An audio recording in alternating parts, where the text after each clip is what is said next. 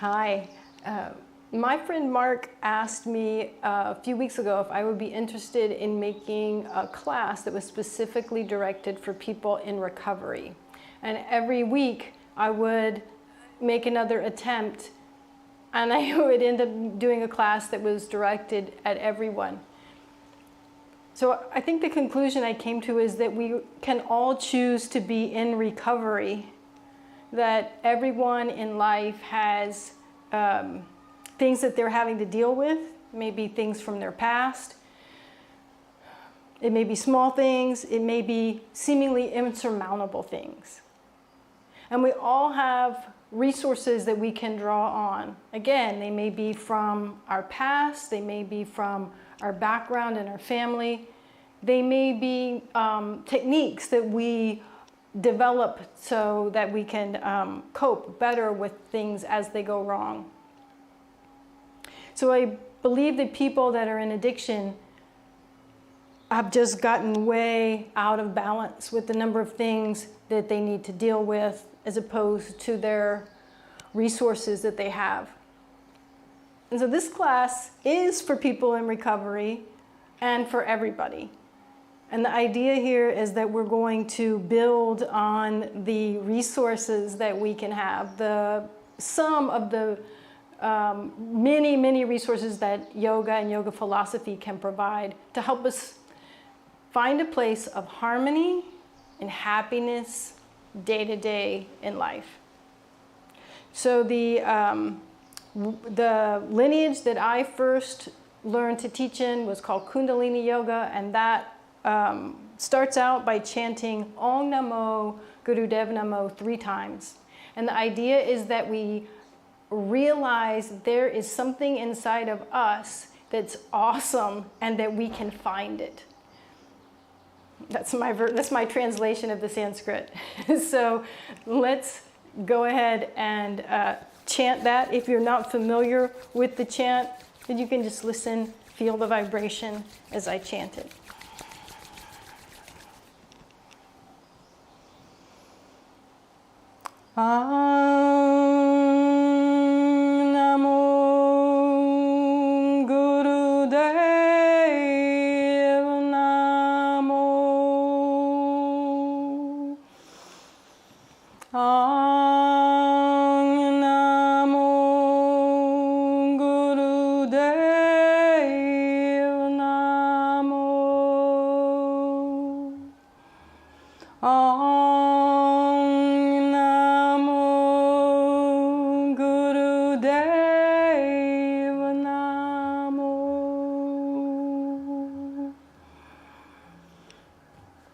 Great.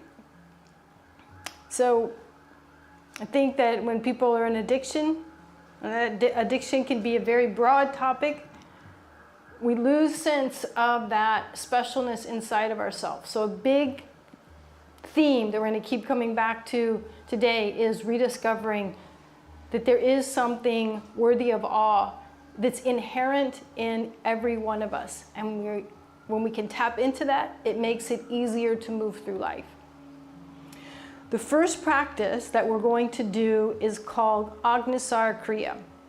A simpler version of that people often do in yoga is called breath of fire. And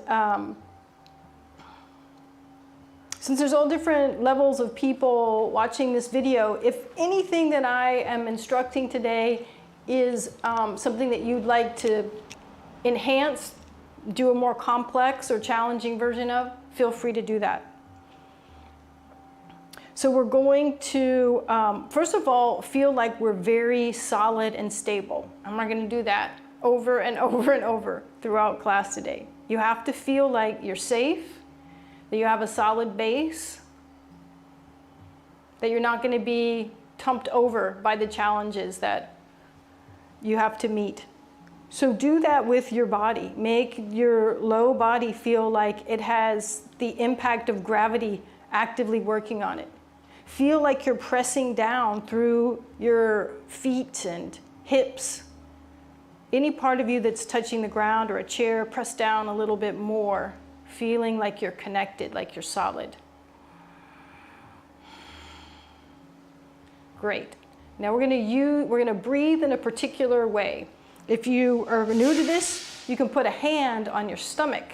And when you breathe out strong through your nose and feel your stomach move towards your spine. And then you can let your inhale come in passively.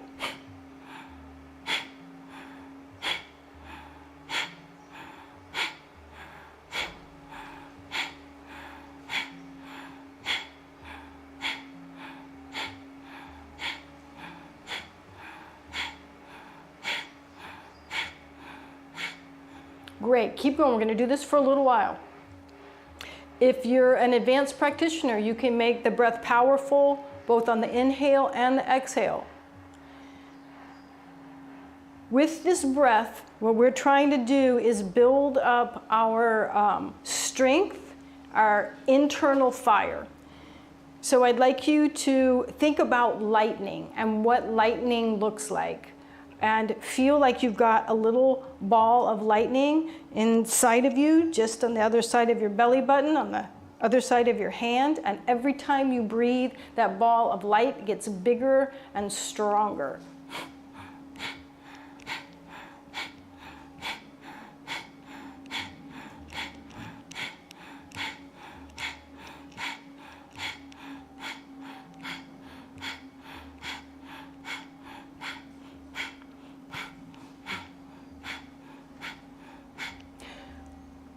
Keep going. We're going to keep going a bit longer. Think about something in your life that has been completely compelling. Unfortunately, it might have been an addictive substance or an addictive practice. Think about how focused you have been on something like that and harness how that felt and use it now. Use that same level of intensity of focus on building up that ball of lightning in your belly.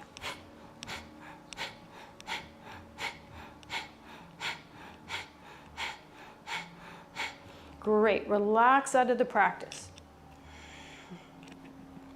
For those of you who know how to do Uddiyana Bandha, who've done this version of Agnisari Kriya with me before, go ahead and do Uddiyana Bandha in between the rounds of breath. So we're going to do 10 of those powerful exhales and keep that strong visualization of the ball of lightning building, building, building inside of you. And then we're going to inhale really deep. And as you exhale, press down with your body so that you feel really grounded and spread the energy throughout your whole body as you breathe out. All right, so let's give that a shot.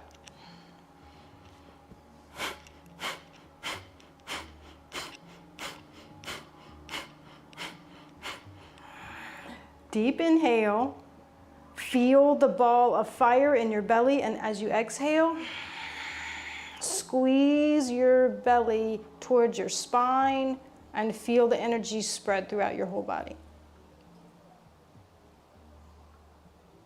Relax. Let's do that 2 more times.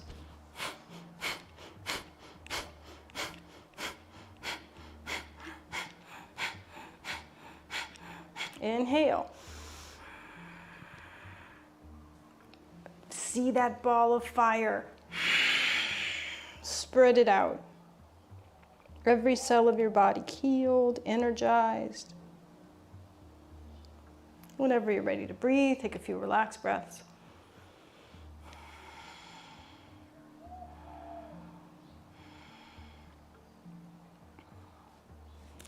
And last time.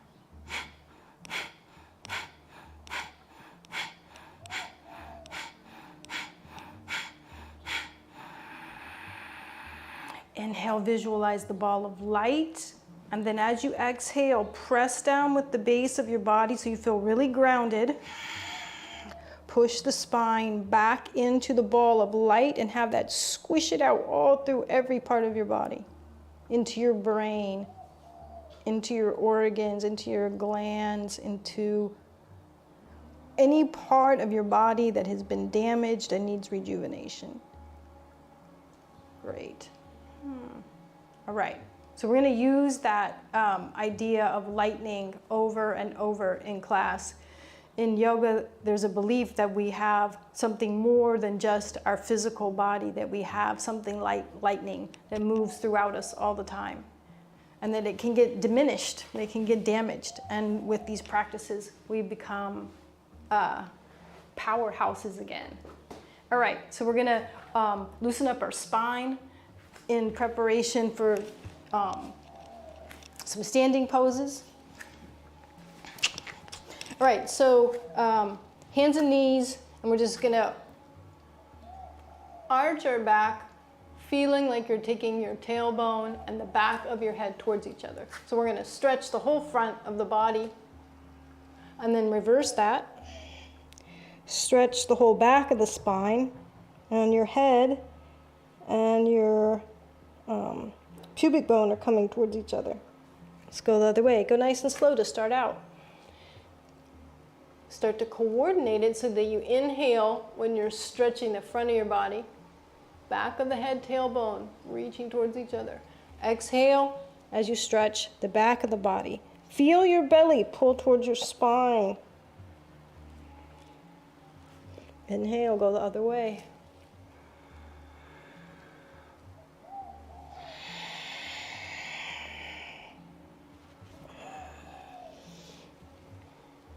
It's A-okay to do this same thing sitting in a chair with your hands in your knees, with your hands on your knees.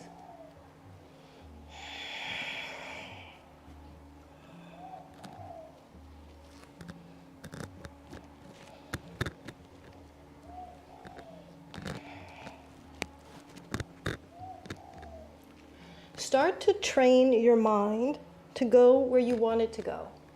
Right now, you want it to go on stretching the whole back of your spine, stretching the whole front of your spine.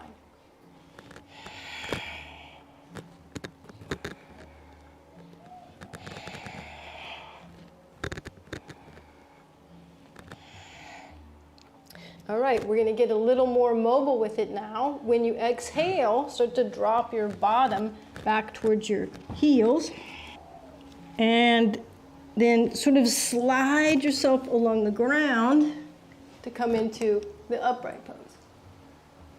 So we're going to make this spine arching forward and backwards just a little bit bigger. And again, if you are an advanced practitioner, if you feel like it today, you can do this with down dog, up dog.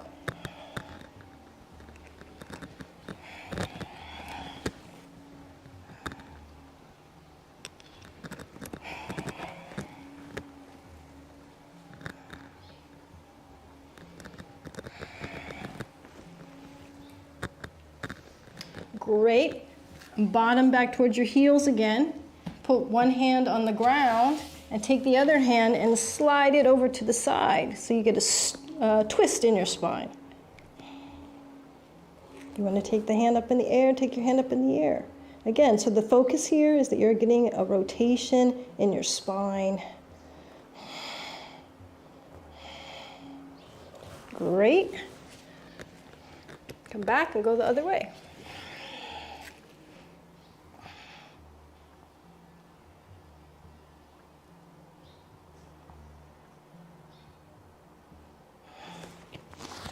Great, back to the hands and knees, and then let's do some circling movements. So it's like you've got a tail, and you're moving your tail in a circle.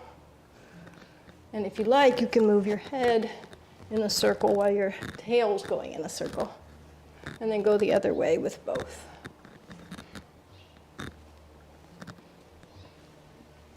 All right, fantastic. We're going to come up to standing now.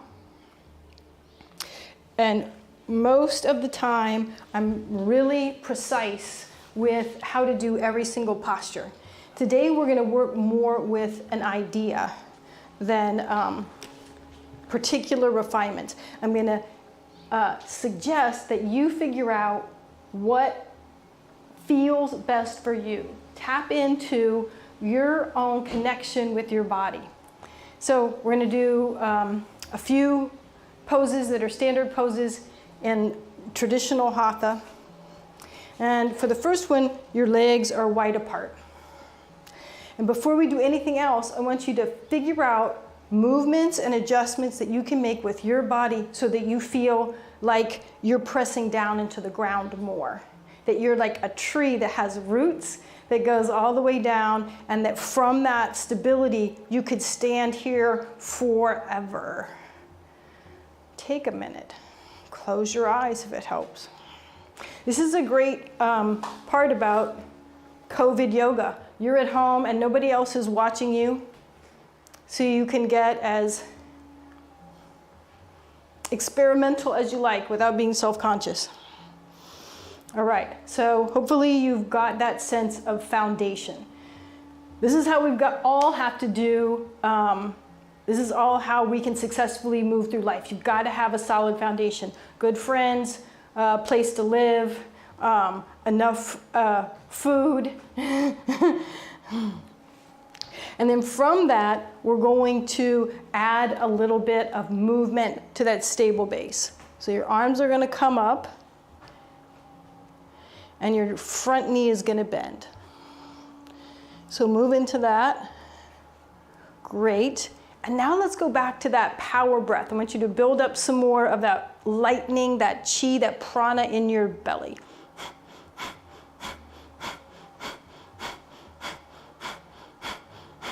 Great, keep going for a little bit longer. And then what I'm gonna have you do is inhale and feel like you're taking that lightning and you're shooting it out your legs, you're shooting it out your arms, you're shooting it out the top of your head. Great, now inhale and feel the magic, feel your life, feel your vitality, feel that energy moving throughout your body. Good. Switch so that your feet point the other direction. We're going to do the exact same thing. Find your grounding, find your foundation. We've all got to have a solid foundation. In recovery, a lot of times we call this people, places, and things. All right, so once you're there, then find some movement. Movement towards growth, towards rehabilitation, towards finding new habits. All right, let's find the breath.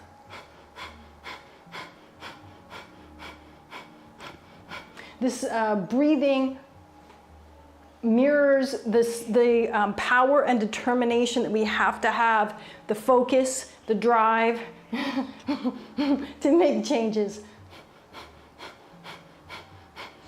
Visualize that ball of light in your belly.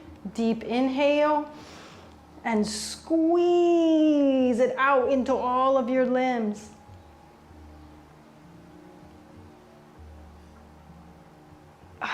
Good. All right.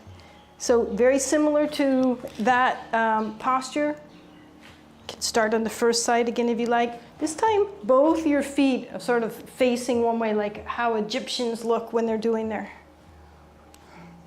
hieroglyphs. Stabilize. So you might do this with how your feet feel, with that idea of pressing down, with the angle of your pelvis, with the muscles of core strength, where your shoulders are, where your head is. How can you be have a greater foundation? How can you be stronger in your base? All right, then we're going to use some movement, moving towards our goals. Bend the front knee and take your arms up. Good. Let's build up that chi, that fire.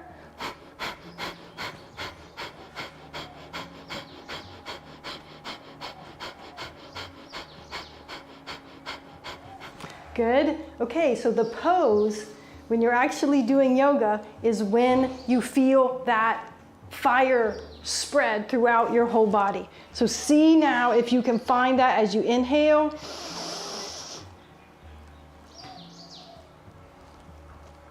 Good. Relax. Go the other direction. Foundation. Movement. Build up your chi.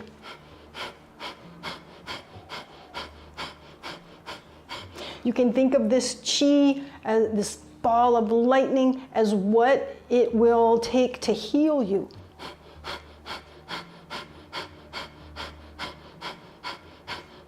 Great, and now inhale and spread that chi. Feel it move through your feet, through your arms, through your spine, through the top of your head. Great, come out of that. Let's just do one more. So we'll come back to nice wide legs. This time, let's find our foundation once we've actually bent the front knee and come down. So you're leaning with your arm into your knee, or you guys who know how to do this can come down with your hand on the floor. Get that sense of, what do I need to do to feel like I could stay here forever? How do I feel strongest? Great. Now the movement for this one is going to be reaching our arm up or possibly alongside our ear, and then power the pose.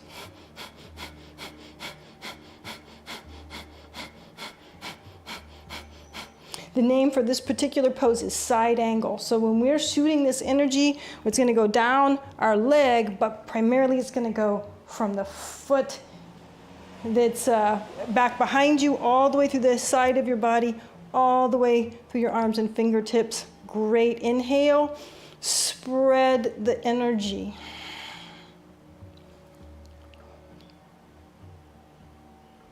Good. Come up and out of that. And then to the other side.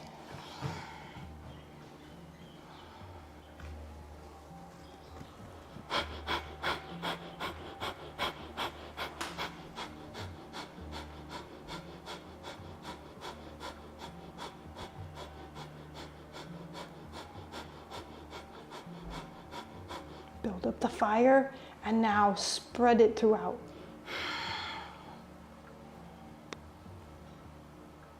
Find the magic of the position.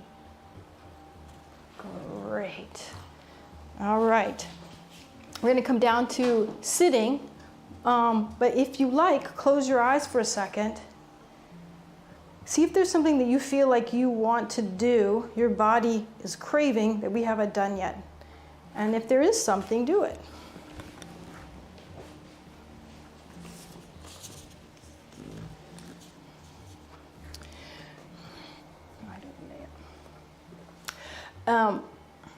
The next thing that we're going to do, I think in yoga, if there was one single yoga posture that I would say was the most important one to do, this is it. And it's shoulder stand, which is usually demonstrated at the most, every picture that you find of it will be done at the most expert level.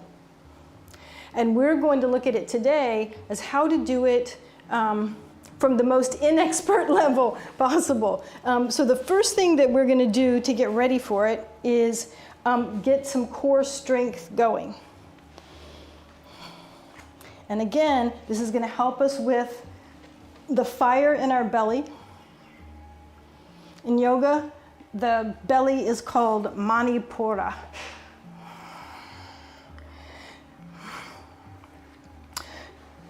So someday we may come into shoulder stand in the most advanced manner, and to do so, we're going to have a lot of core strength. So what that would look like is you would inhale, hold your breath in, and taking 10 seconds, slowly, slowly, slowly, take your legs all the way straight up. Good. So we're going to practice that a few times. If you can do it just like I said, do it just like I said. If you felt doing it that first time was uncomfortable on your back, you can put your hands underneath your hips so that your low back presses into the ground a bit more. And if it felt like just ridiculously hard, then do one leg at a time. So we'll do 10 altogether, and if you're doing one leg at a time, then I'll switch at 5. All right, so we're gonna move while our breath is held. So inhale. 10 seconds to get your leg or legs all the way up.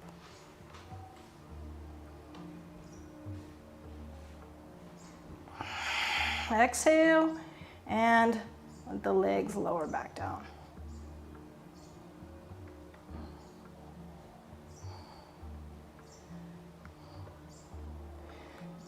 Doing any muscular movement slowly changes the way the muscles have to work.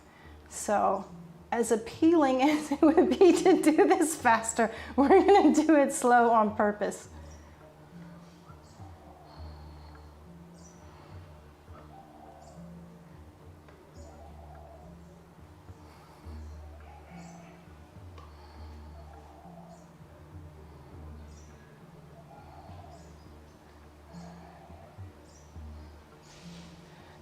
So it's going to be really easy to think about something else. It's going to be so desirable to not be present for this right now. And so this is a great time to make sure that you do stay focused on what we're doing. This is a chance to start to train your mind to be your ally rather than your nemesis.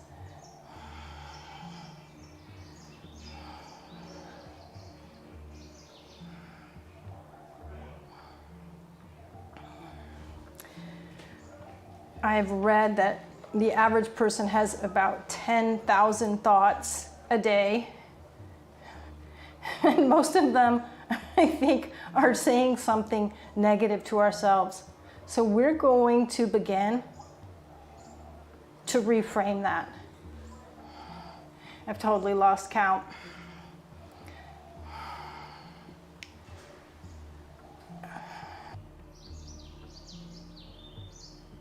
So I'm going to do 2 more.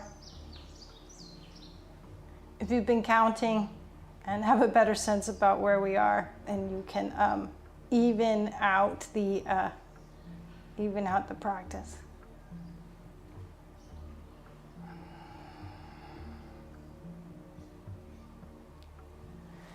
Okay.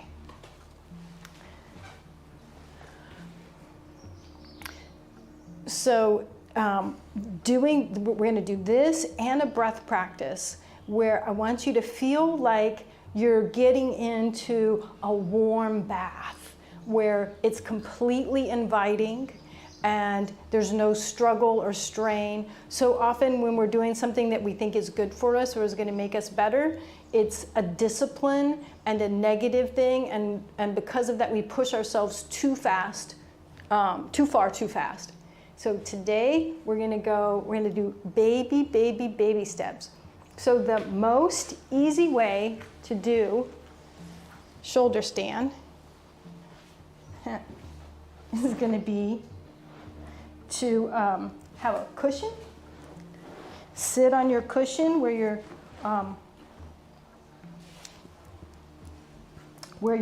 once you lay down, your sacrum is going to be supported off the floor.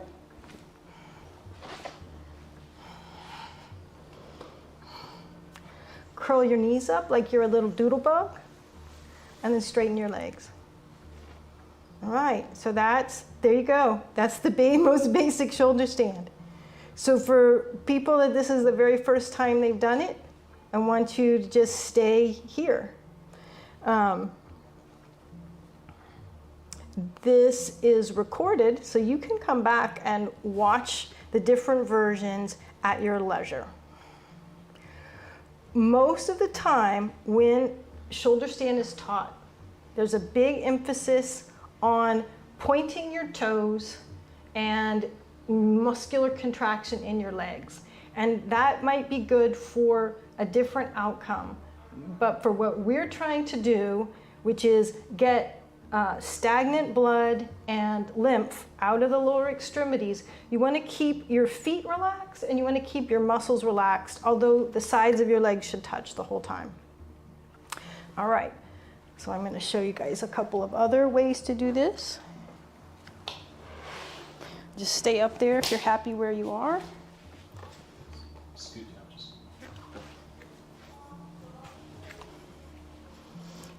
So using the bent knee approach, you can put the sides of your hands, palms facing down, underneath your hips so you're a little bit off the ground, and then curl your knees into your chest. And from there, you can either slide something underneath your hips and let them rest on that. Oops, I lost my pillow. Just like we did before. Or you might be in your little doodle bug shape and you can use your hands to help you come up. Now, we're going to keep our legs as close to straight as we can, but if you need to have them cantilevered back over your head, you can. All right, good. I'll show you a couple more. If you have the strength of doing those legs together leg lifts, your legs will come up straight and go a little past your head. Then you use the strength of your arms, and you can use your legs against the wall to help you stay up. And one more version. You come sitting close to the wall as you can. Put the soles of the feet on the wall and lift yourself up. If you're using the wall this way, you want to alternate having one leg straight up at a time, so your body gets to have all of the blood flow out of the legs. Let gravity take the blood flow out of the legs. So while we're here, whenever you start to feel like you're straining or struggling, you're going to come out of the pose. So as I said, the circulation that normally stagnates down in the lower extremity comes down into the core of the body. So not only is old waste material in the blood and the lymph able to be removed, but it essentially increases your total blood capacity, because blood that wasn't moving around now is. All of this extra blood bathes the internal organs. As we get to a place where we can rest more on our shoulders and the majority of our back is off the ground, then you start to really impact the thymus gland, which is responsible for immune health, the thyroid gland, which regulates metabolism and weight. So a lot of times people's weight is stuck not due to what they eat, but because of hormonal imbalances. So thyroid can help with the metabolism. We've got the parathyroid, which helps with bone density. Now notice while you're here that it's easy for the back of your neck to smash flat. You want to keep raising your chin away from your chest so that there's a steady curve in the back of your neck. What else? This is a great pose for diabetes, for helping to heal diabetes. It gets circulation into the brain and the pituitary gland, which regulates all of the other components of the endocrine system. It helps with increasing your lung capacity now, but also when you're no longer in the pose. And I'm sure I've forgotten a lot. It also helps to make your brain calmer and more one-pointed. It helps regulate blood pressure, both now and when you're not doing the pose any longer.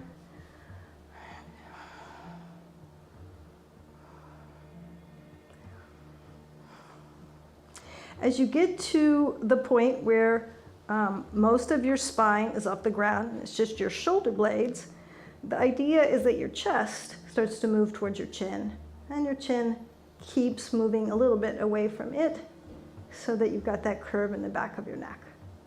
And again, remember this entire time, each point, when you move deeper into the practice, it should feel like easing into a nice warm bath.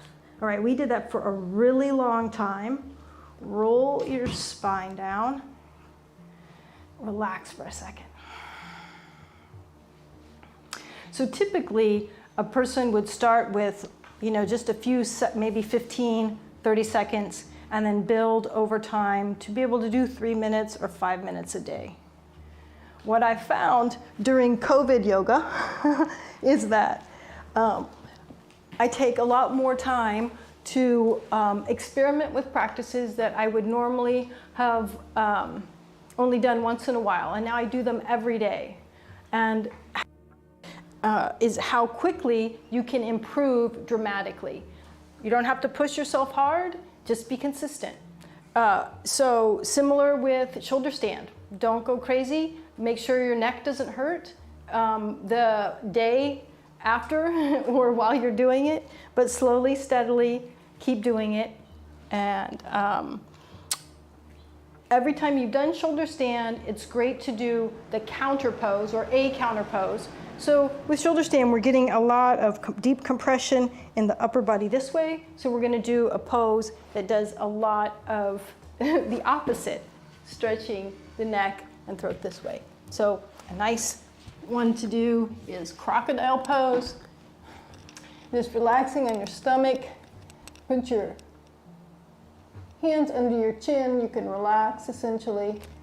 But you want to align yourself up, at least for the purposes today, so that you're stretching this upper segment of the spine and the throat.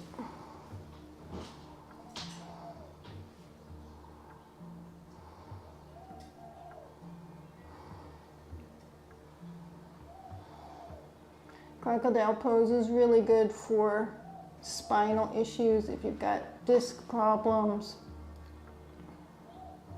This helps the discs to get healthy again, find their most comfortable alignment in the spine.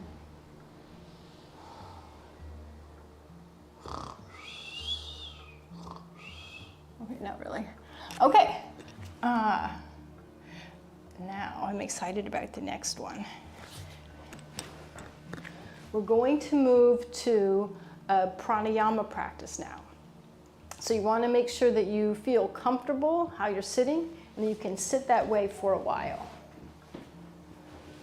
And again, you guys who are seasoned yogis, use one of the more stabilizing postures if you can. All right.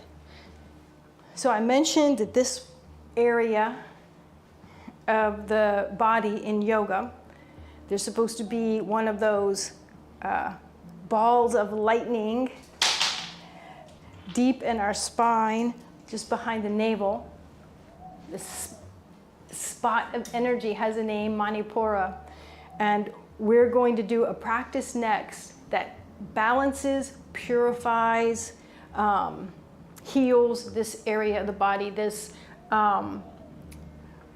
the energy of the body here, but also the mental components, the attitudinal components that are reflected by our power center.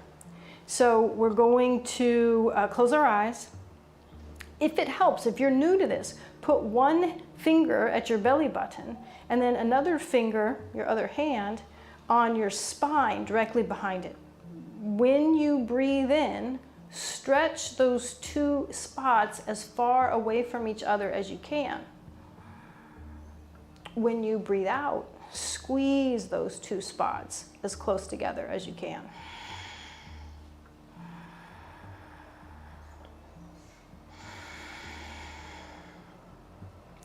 Wonderful. So we're going to keep doing this for a few minutes. And one way to really benefit this in many breathing practices is to slightly constrict the throat so that the inhale and the exhale are both stretched out a little bit. It's going to sound like a seashell or the ocean.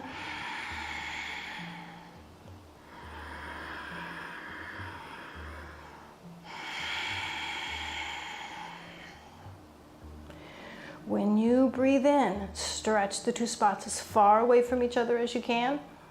When you breathe out, squeeze them as close together as you can.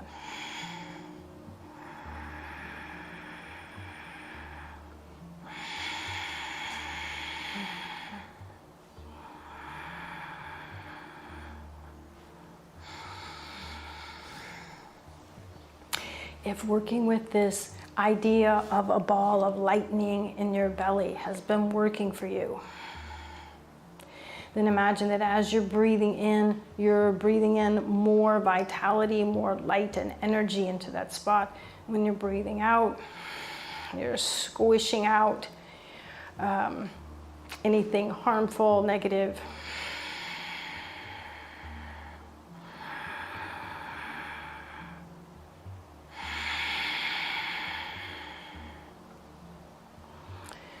When you're breathing in and your belly stretching forward, feel like the breath is piercing your belly button, moving all the way into your spine.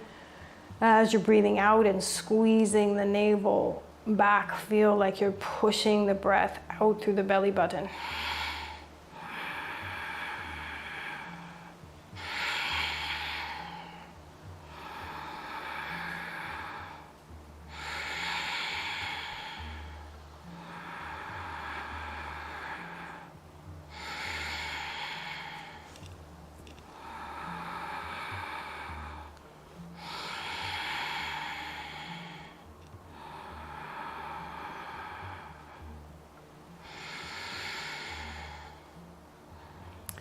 Keep going.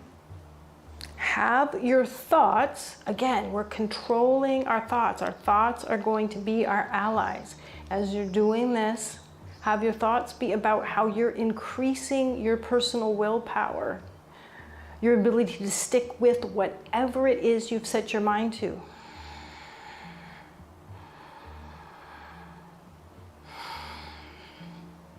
You're enhancing your drive to change for the better, to form positive habits, the strength to break negative habits, the ability to know the difference.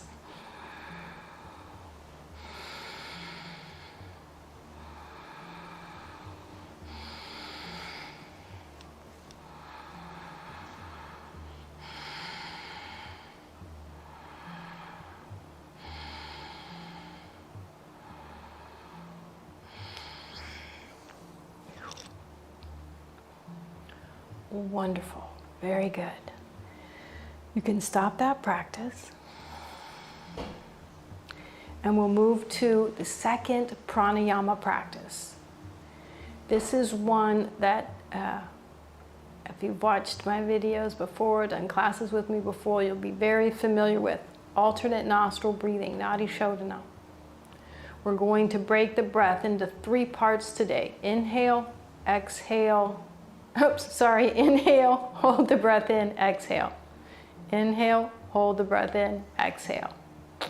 So if you need to give your knees a break from sitting in that position for a while, do so. We're going to be doing this next one for longer. So if you need to add more height underneath you, change the way you're sitting, change the way you're sitting.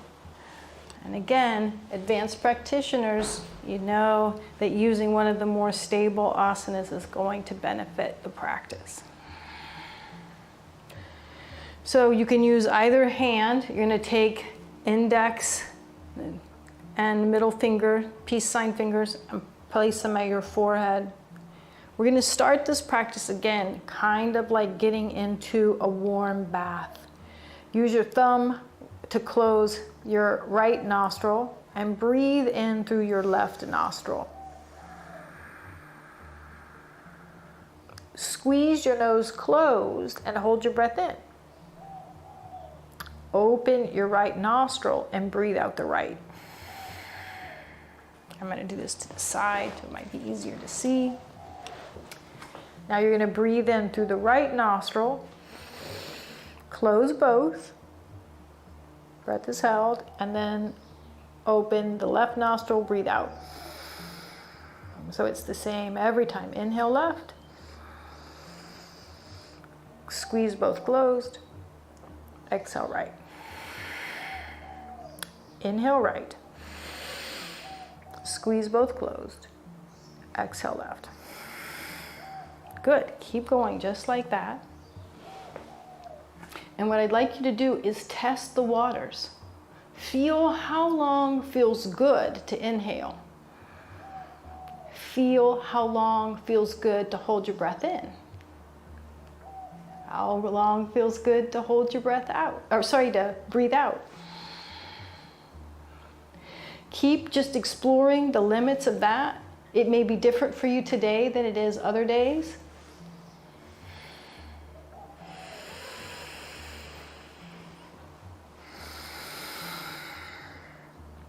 That same raspy breath that we used before, Ujjayi breath, benefits this practice.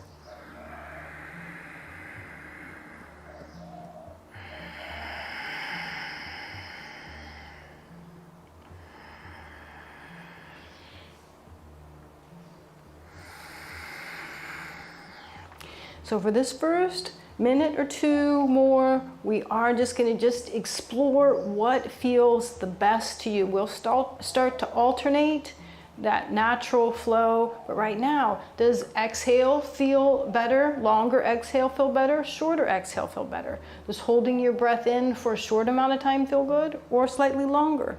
Does it feel better for all three components of the breath to be the same length or different?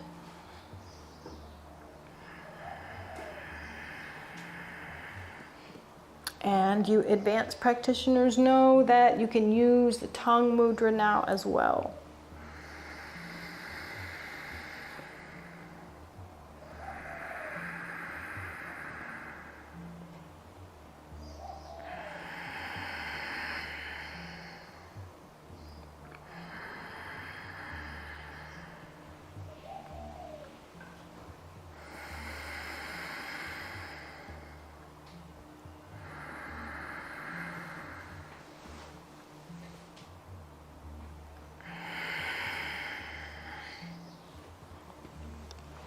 Wonderful. I'm going to start adding. Again, advanced practitioners, if you guys want to do hold on exhale, you can do that. So we're going to start to overlay our willpower on the breath. Start to move towards the inhale being half as long as the exhale. Another way to say it, exhale twice as long as the inhale. And holding the breath is somewhere in between the two.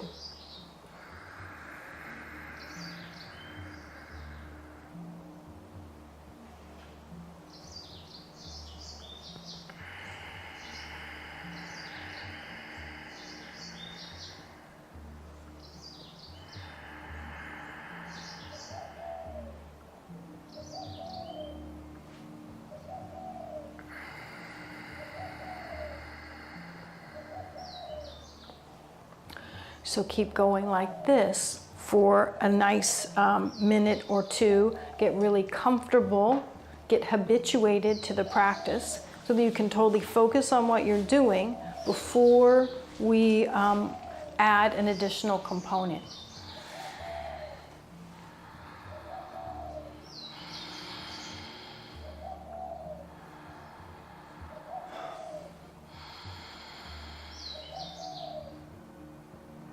Use the Ujjayi breath, that raspy breath, to give your mind something to pay attention to.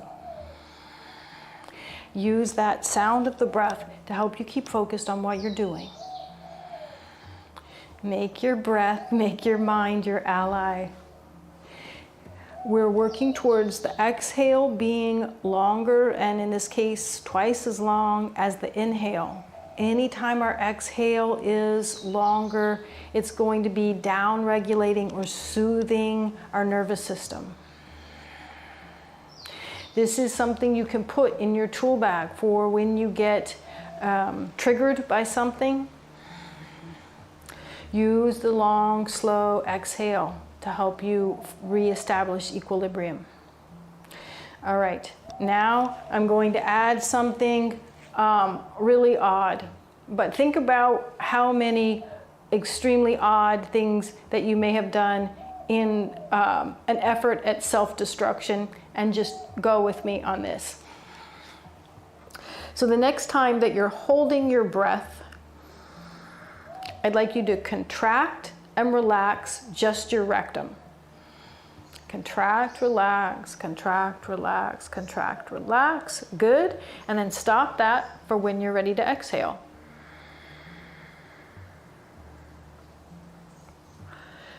Inhale. Hold the breath in. Contract and relax just the rectum. So if you're new to this, a urogenital tract may also be trying to contract. Do your best to keep it isolated to just the rectum. And then when you're ready to exhale, stop the practice, exhale out. Inhale in. Hold the breath. Contract, relax. This is called Ashvini Mudra, and it's named after the backside of a horse. If you've ever been at the backside of a horse, you know you have a very visual image of what. Keep going. So we're doing this practice now because it will help us with our sense of feeling safe and stable and secure, and like we have a solid foundation. When we're in a place of change, as for example during recovery, it's vital to feel stable, like you've got this basic support you need to keep going.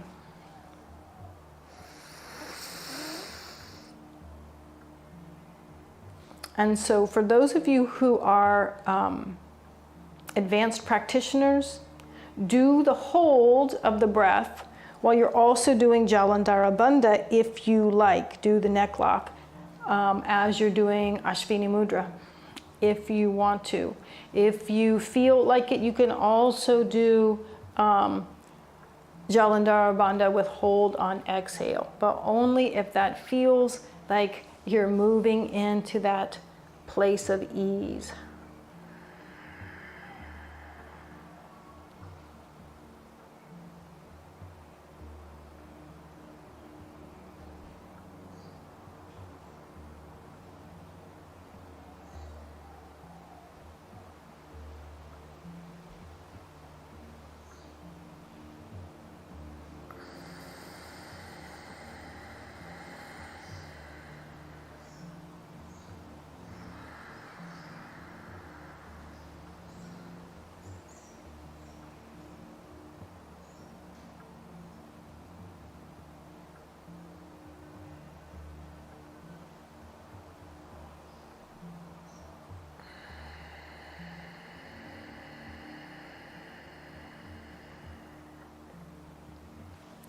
We'll keep it up for just a couple more minutes.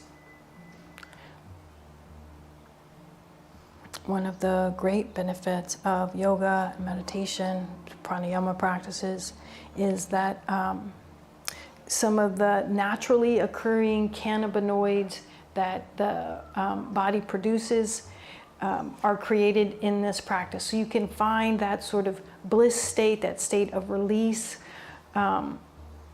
that I think we're often seeking through addiction.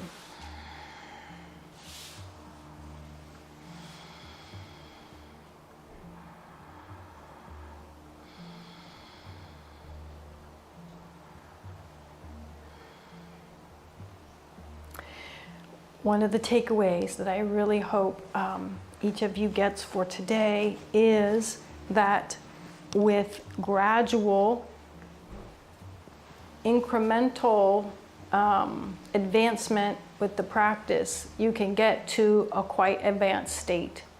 But pushing yourself quickly to the advanced state will only do physical, perhaps other harm.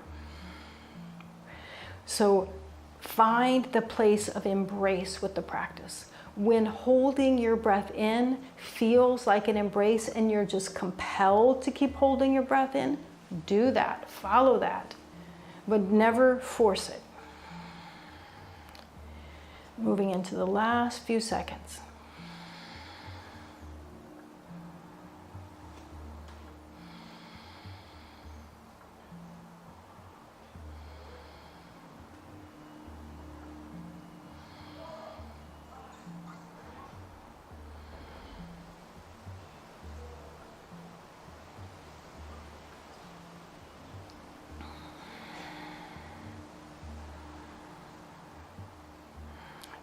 Good. Relax the practice.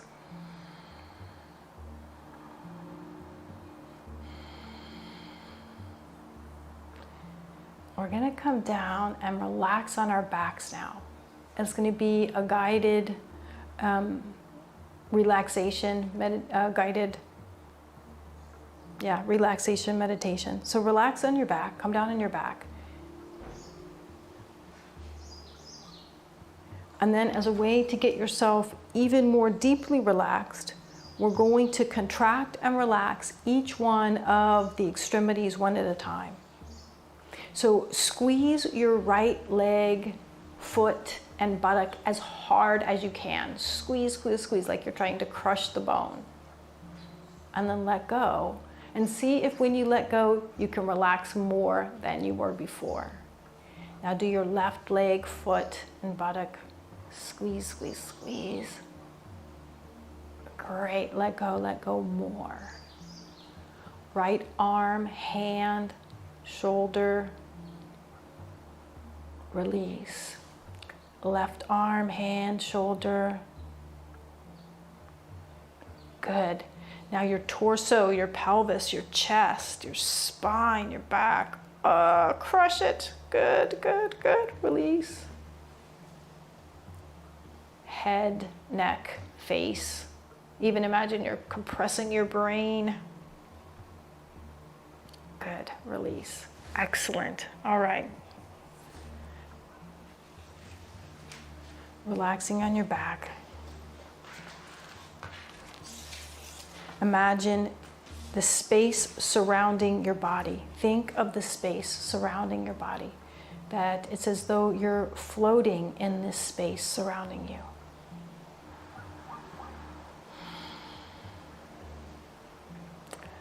As I referred to that, soaking in a warm bath, imagine that you're floating in the air, floating in space, just as you would floating in a body of water. Immerse yourself in this space.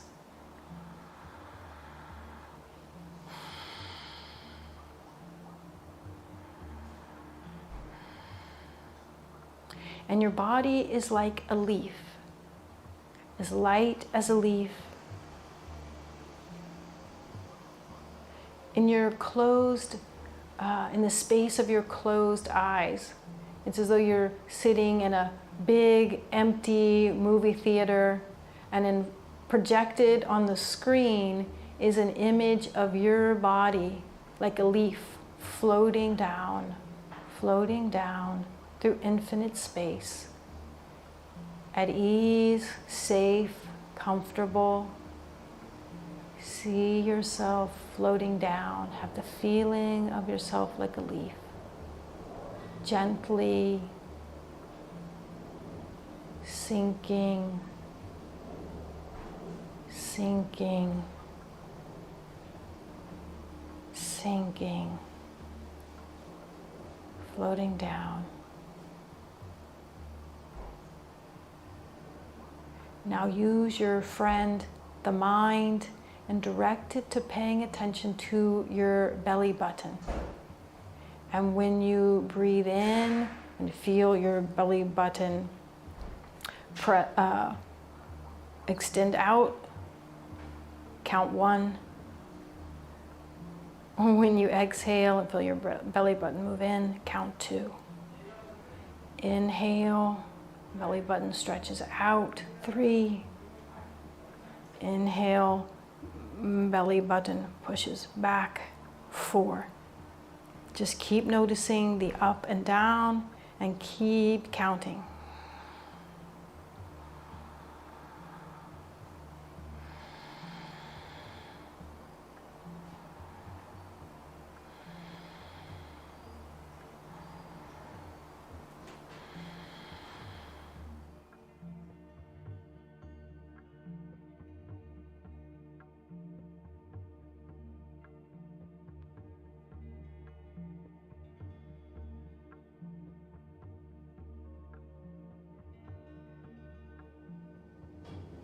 And now, as though your attention were a little butterfly, have it fly from your navel to the very center of your chest and alight there. And as you inhale, feel the butterfly in your chest rise up. Count 1. Sink down. As you exhale, 2. Inhale, 3. Exhale, 4. Inhale, 5. Exhale, 6. Keep going.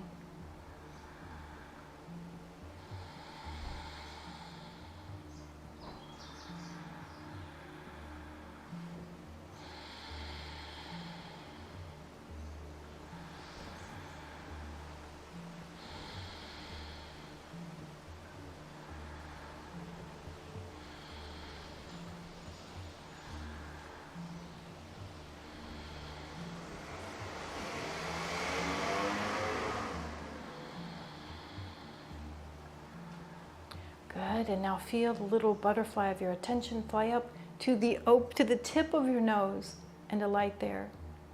And each time you breathe in through your nose, count 1, breathe out, count 2. All of your attention is on the nose. Breathe in 3, breathe out 4, 5, 6. Reminding yourself that your mind is your friend, is your ally, and is going to stick with total focus on the breath moving in and counting, and then breath moving out and counting.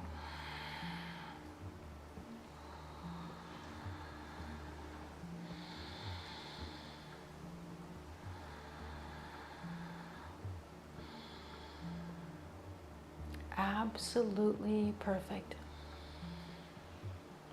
And now I'd like you to say to yourself mentally 3 times, I am healing my past. I am healing my past. I am healing my past. That little butterfly flies right into the center of your head. Your eyes are closed and it's like you're sitting in this expansive cinema.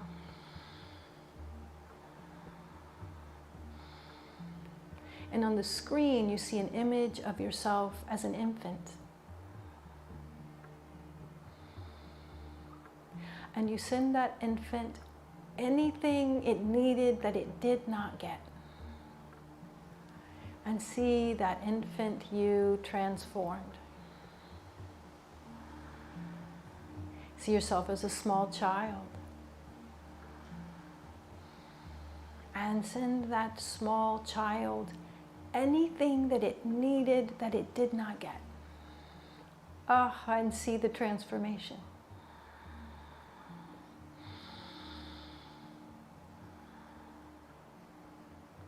On that screen in your mind, bring up an image or a sense of yourself as a elementary school child.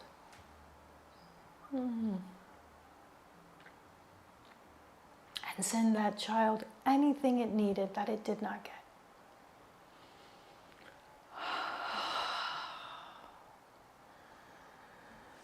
See that child healed.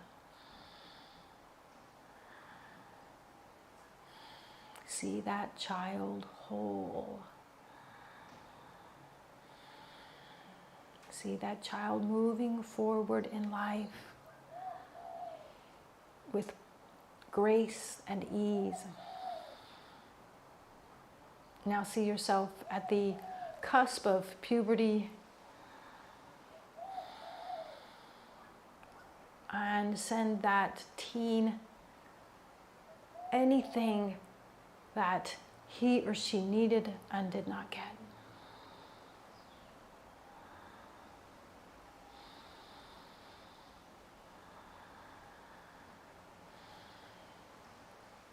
See that teen filled with pride, with confidence, with ability, with a certainty about his or her place in the world.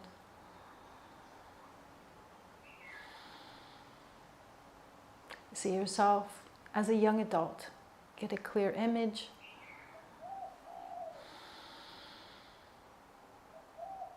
And with that same level of tenderness as you did witnessing yourself as a small child. Notice what that adult needed and did not get, and send it out.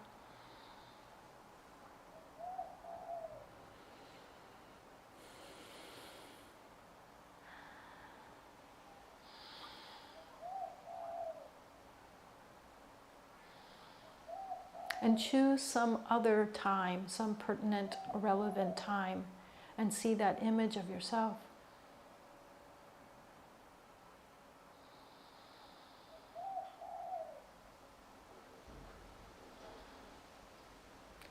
And send to yourself what you needed and you did not get.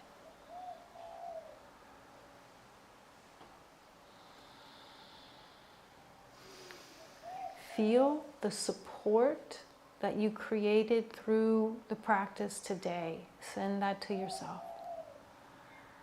Feel the power and strength and determination that you cultivated today. Send it to yourself.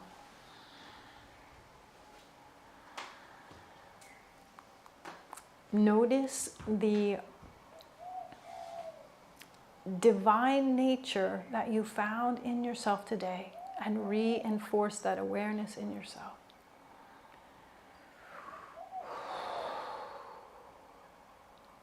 Good. Now we're going to turn off the movie screen, shift our focus from inside of our mind, this place, this Chid Akash, and come back to noticing your body lying on the ground.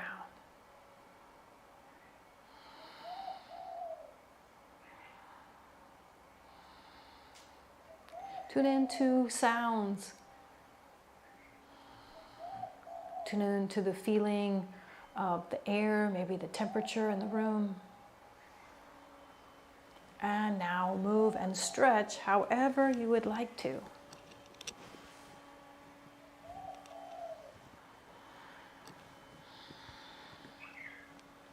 Good. Bend one knee and put that foot on the floor. Push down hard through that foot and roll yourself to the side. Use your hands to push down into the ground and bring yourself back upright. To end practice, we'll chant Om 3 times and then the word Sat Nam, which means, I've found my true name, my true essence. All right, here we go.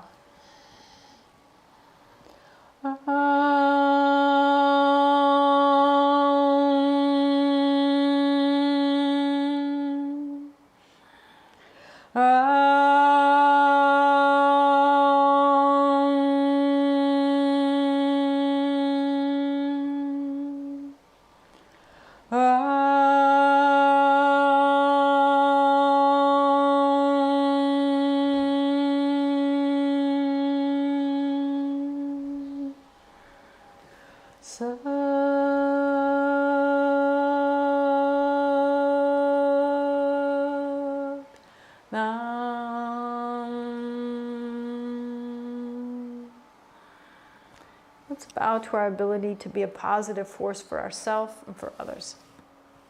Sat Nam. Namaste. See you again.